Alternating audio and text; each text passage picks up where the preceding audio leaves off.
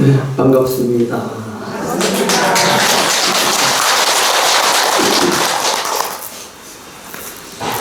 네, 오늘은 어제에 이어서 법문하겠습니다. 어제 그 불교의 분열이 부처님이 인멸하시고 100년 뒤에 계율 문제로 분열이 됐다 이렇게 말씀드렸습니다. 스님들이 돈을 가져야 되느냐 그렇지 않으면 안 가져야 되느냐, 혹은 음식을 묵혀놓고 먹을 수 있느냐 아니면 그날 다 소비해야 되느냐, 이런 요새 같으면은 별로 문제되지도 않는 문제를 그 당시에는 아주 심각하게 생각을 하고, 그거를 찬성하는 스님들은 이제 대중부로 가고, 그거를 찬성하지 않는 스님들은 이제 삼장으로 이렇게 남게 됐다 이렇게 말씀드리고, 그것이 불교가 분열되는데 아주 큰 역할을 했다, 이제 이런 말씀을 드렸습니다.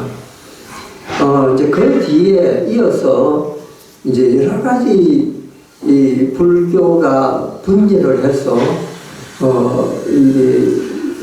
한두 개가 아니고 큰 갈래는 18갈래가 생기고, 그 다음에 이제 이어서 조금 큰 갈래가 또 들어와가지고 20개가 되고, 나머지 소소한 것까지 포함하면은 한 50개가 넘는 분파가 생겼다, 이런 이야기죠. 그러니까 이제 그거를 우리는 일컬어서 부파불교라 이렇게 하는데, 부파라는 거는 요즘 말로 하자면 예를 들면은 조계종이 있고 천태종이 있고 태거종이 있고 여러 가지 이제 이렇게 종파가 있는 거하고 똑같다고 보면 됩니다.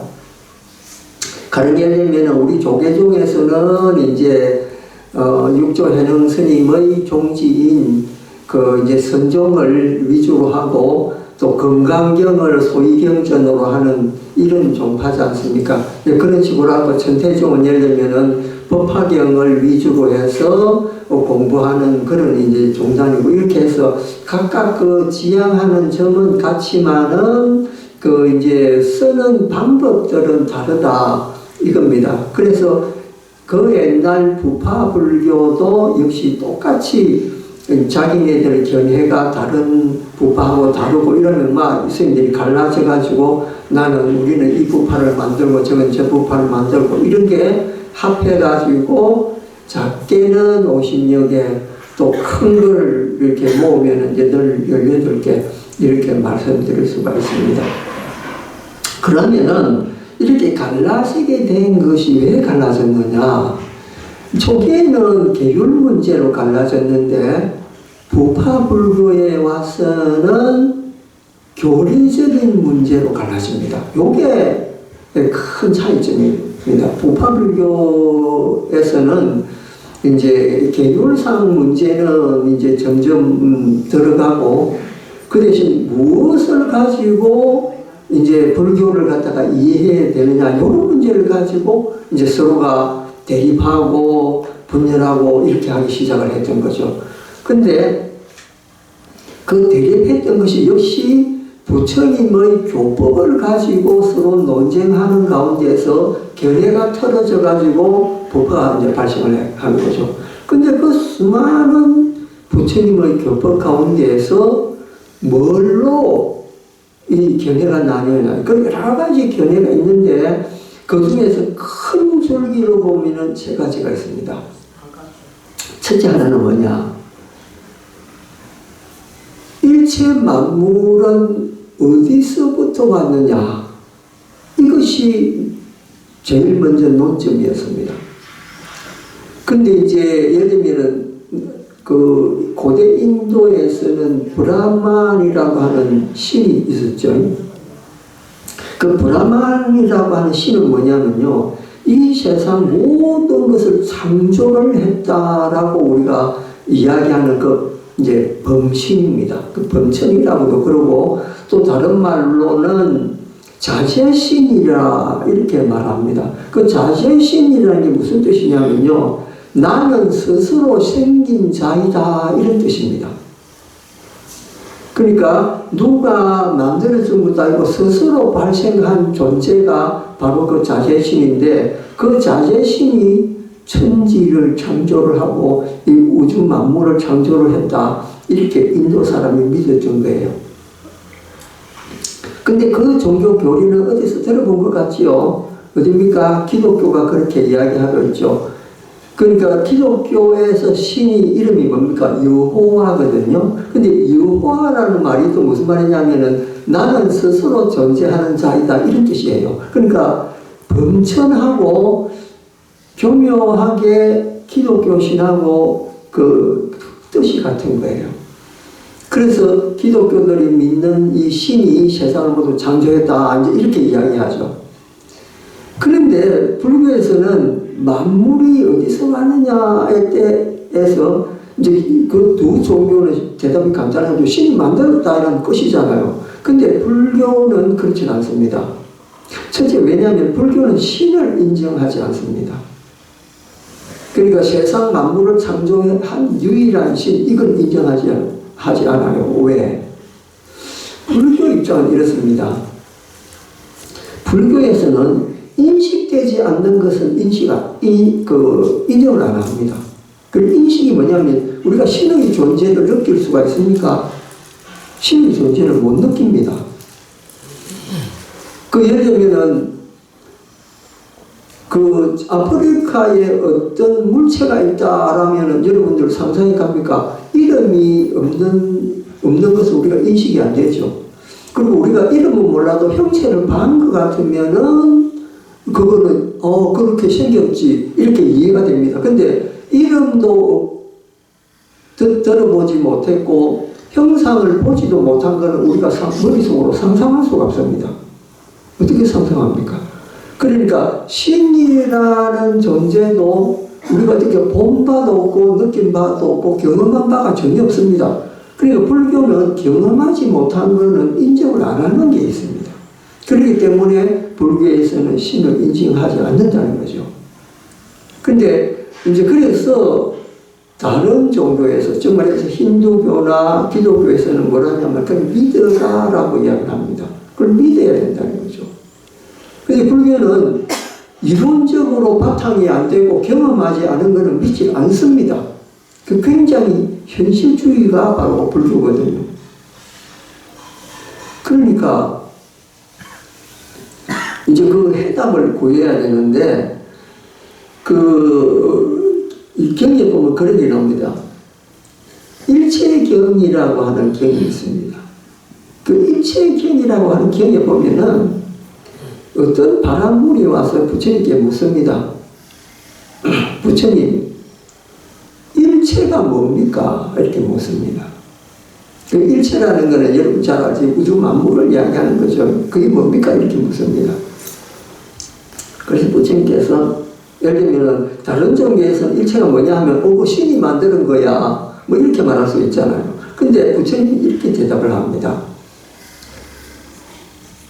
12입처가 일체니라 이렇게 이야기합니다. 12입처가 뭐냐 하면요, 이 안이비설신의 이거와 색성향미초법 이것이 12처입니다.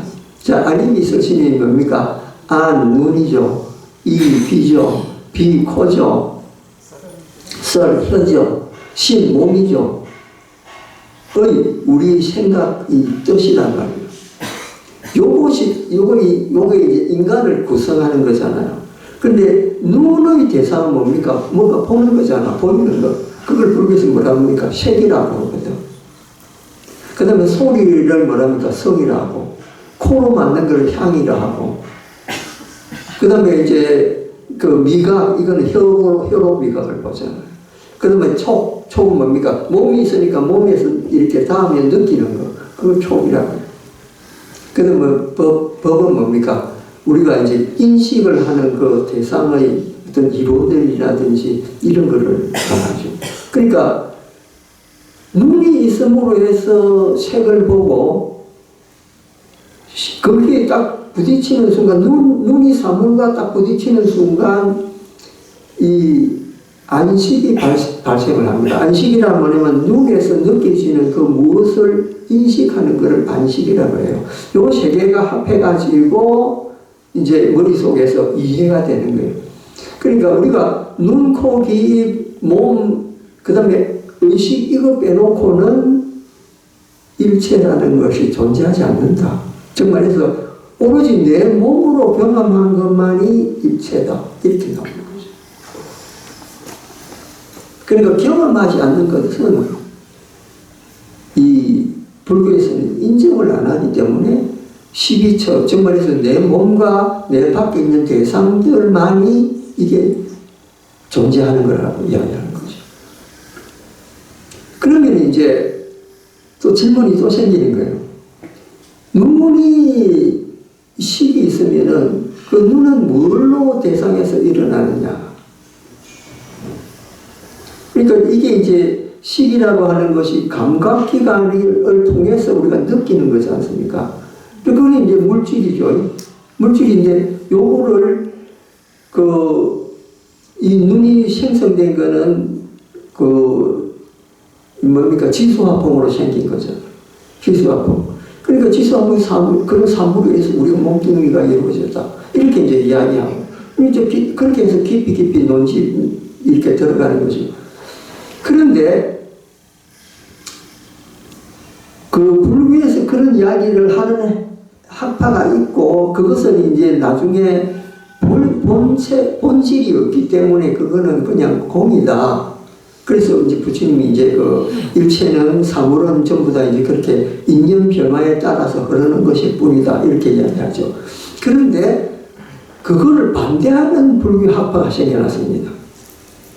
이 세상 모든 것은 실제한다라는 입장을 취한 거죠. 한쪽은 유전하기 때문에 실제라는 걸 우리가 잡을 수가 없다. 뭐를 실제라고 하냐? 왜냐하면 우리 인간이라고 하는 거, 시간이라고 하는 거 끊임없이 흐르는 거기 때문에 뭐라고 이야기할 수가 없다는 거죠. 그래서 딱 그대로 실체해가지고 예를 들면 이게 컵이다 이러는데 이 컵은 세월이 지나면서 이게 이제 모습이 변해가기 시작합니다. 그러니까 이게 항상하지 않는다는 거죠.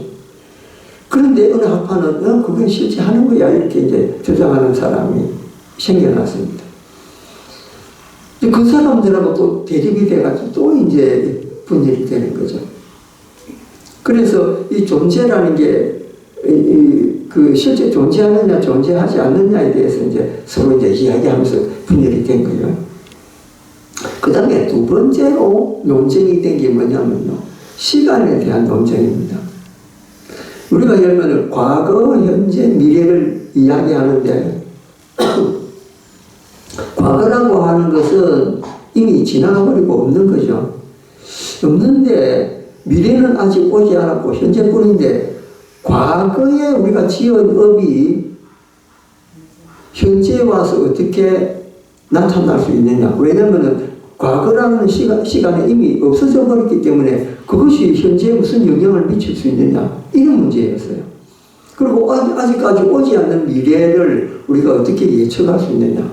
그러니까 시간에 대한 문제를 가지고 이제 이야기합니다. 근데 옛날에 그 불교 학자들은 이런 이야기를 했습니다. 시간이 있기 때문에 이게 사물이 변하는 것이 아니고 사물이 변하기 때문에 시간이 가는 것이다. 이렇게 이야기를 하는 거예요. 그러니까 정말해서 재행무상을 이야기할 때 재행무상이라고 하는 것은 시간 때문에 재행무상이 존재하는 것이 아니고 재행무상이기 때문에 시간이 가는 거다. 이렇게 보는 거죠. 그것도 논란의 여지가 많았습니다. 그래서 그것 때문에 또 계속 다투게 했죠. 세 번째는 뭐냐면요. 자아 문제. 부처님이 무아라고 하시기는 하셨는데 우리는 실제로 실제하지 않느냐. 그러니까 그 문제에 대해서 또 논쟁이 벌어지게 돼요. 예를 들면 이제 내가 존재한다라는 것을 믿는 그런 학파가 있는데 뭐 독자부라든지 경양부라든지 이런 데서는 이제 그런 이야기를 합니다. 그런데 그런 것이 존재하지 않는다라고 주장하는 부파가 있는데 그 부파가 설일체유부라고 했어요. 그 부파 중에서도 가장 영향이 큰 그런 부파가 있었는데 그 부파에서는 그런 거 존재하지 않는다 이렇게 이야기를 하죠. 사물은 시간 따라서 존재할 수 있지만은 본래 속성이라고 하는 것은 없다라는 거예요. 이제 그거를 설일체유부에서 이제 이야기하는 그런 거예요. 그런데 여기서 제일 문제가 되는 건 뭐냐면요.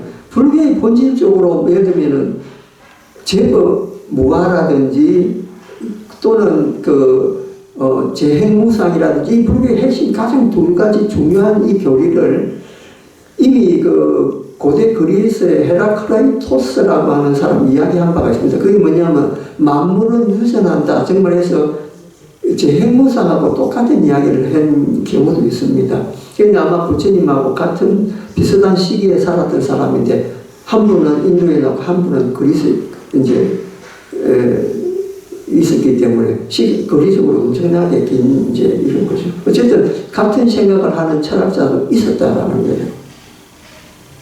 이제 이런 식으로 해가지고 이제 상대 그러니까 외도들이 정말해서 불교 아닌 사람들이 그 문제를 가지고 불교를 공격하기도 하고 이래가지고 불교에도 고민이 생겼습니다. 예를 들면 무아라는 건 나라는 게 없다라는 말이잖아요. 그럼 나라는 게 없다는데 어떻게 내가 억을 받고 어떻게 내가 죽어서 윤회를 하느냐 이런 문제가 봉착이 되는 거예요.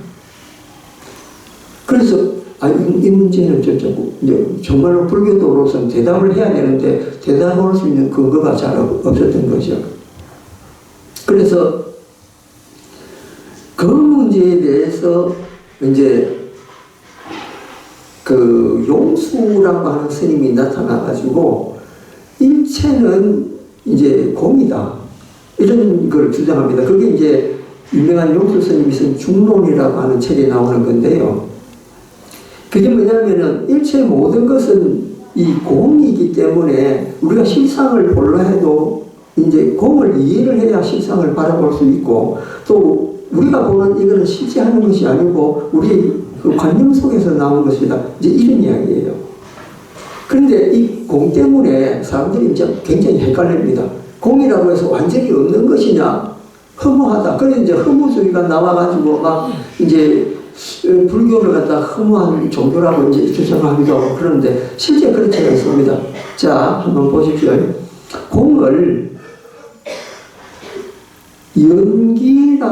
연기라는 말로 딱 바꿔보십시오. 그러면은 공적 시색이라는 단야성경에 나오는 말이죠. 그러니까 색이라는 것도 역시 공이다라는 그런 뜻이잖아요. 근데 그걸로서는 이해하기 힘듭니다. 근데 만약에 이거를 인연이라든지 아니면 연기라든지 이런 말로 딱 바꾸면요. 연기의 입장에서 바라보는 색은 그게 인연에 의해서 존재하기도 하고 존재하지 않기도 한다. 이런 뜻이 되거든요. 그러면은 뒤에 나오는 무아리비설선의 무색성향미족 이게 성립이 될 수 있습니다. 왜냐하면은 연기론적으로 보면은 그게 조건이 성립해야 나타나는 거거든요. 조건이 성립하지 않으면은 그건 존재하지 않습니다. 그렇기 때문에 무가 가능하거든요.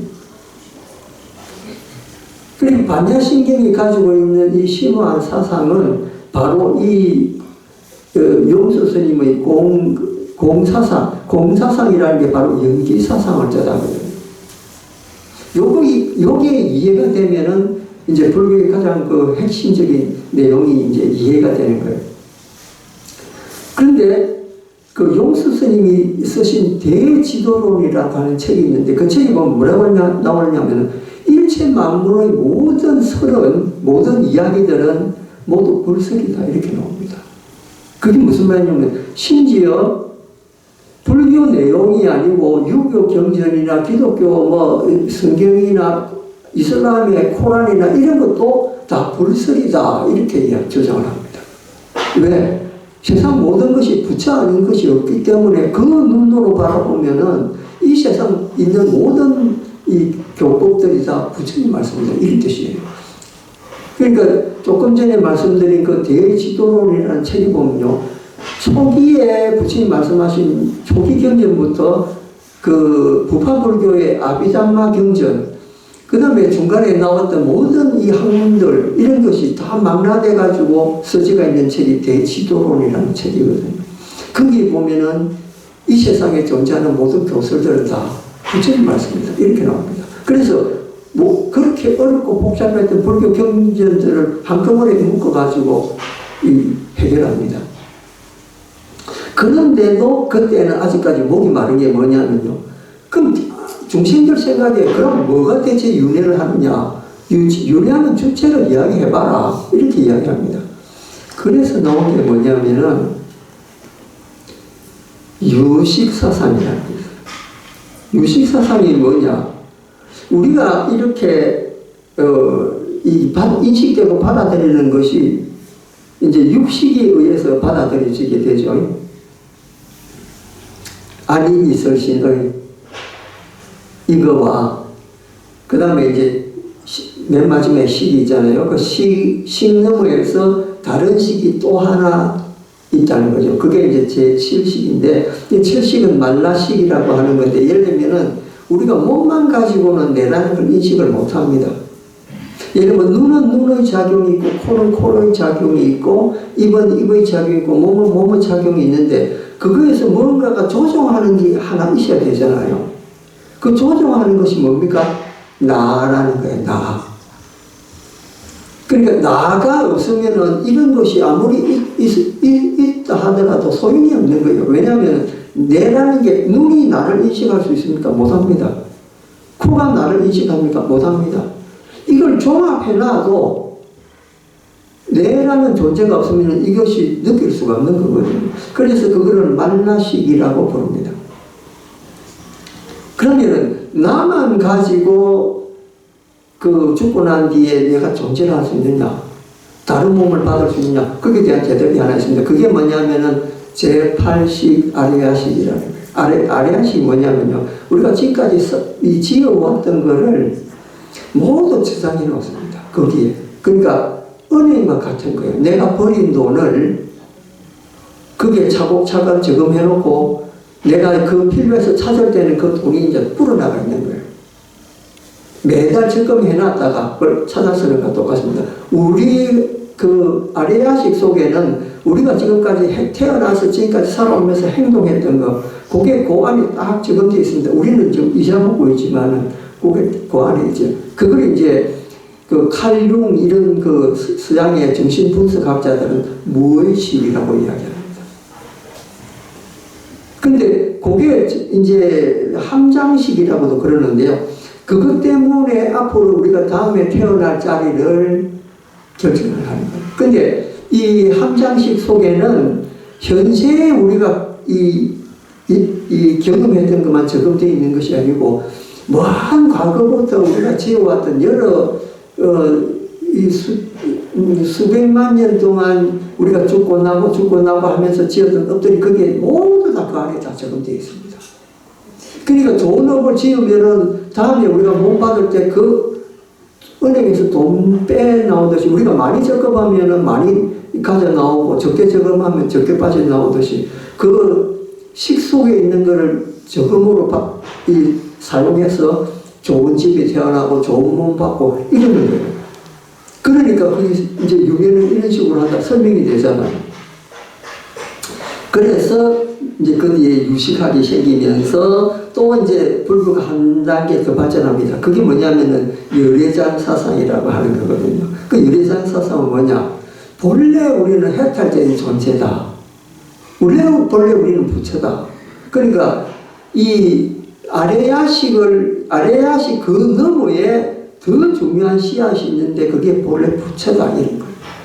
그래서 그걸 한순간 생각 잘 하면은 화두만 탁 하면은 그 본성을 보게 된다. 그래서 나온 게 선종이에요. 선종은 책이 필요 없거든요. 그 의문점 하나만 하면은 본질을 볼 수 있다. 견성성불이라는 게 그런 말이거든요. 본래 성분을 보면은 바로 성불한다 이런 뜻이에요.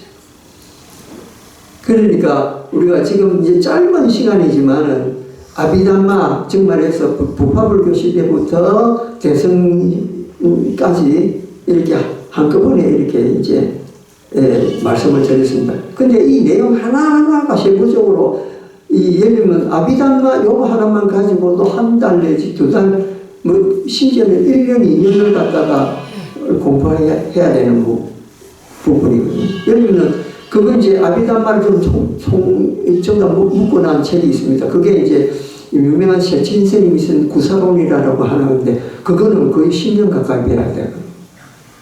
그러니까 엄청나게 어려운 걸 우리가 30분 요약해가지고 지금 말씀을 드린 거예요. 이제 이건 진짜 거저 떠먹이 주는 건데, 그렇지만 여러분 어렵잖아요. 그래서 제가 어려운 법문을 늘 할 수가 있습니다. 아주 세세하게. 근데 여러분, 그 법문 들으라도 밖에 나가면 멍해가지고 무슨 소리인지 모르거든. 그래서 여러 가지 이런 역사적인 비유도 들고, 재밌는 우화도 들고 해서 조금씩 이제 불교에 가깝게 되도록 그렇게 풀어서 이제 법문할 때마다 해드리는 거거든요. 그래서 어려운 부분을 못해서 그런 건 아니고 여러분이 쉽게 이해하시라고 제가 이런 법문하는 겁니다. 그래서 앞으로도 이제 재밌게 이걸 풀어서 조금씩 알려드리도록 하겠습니다. 감사합니다.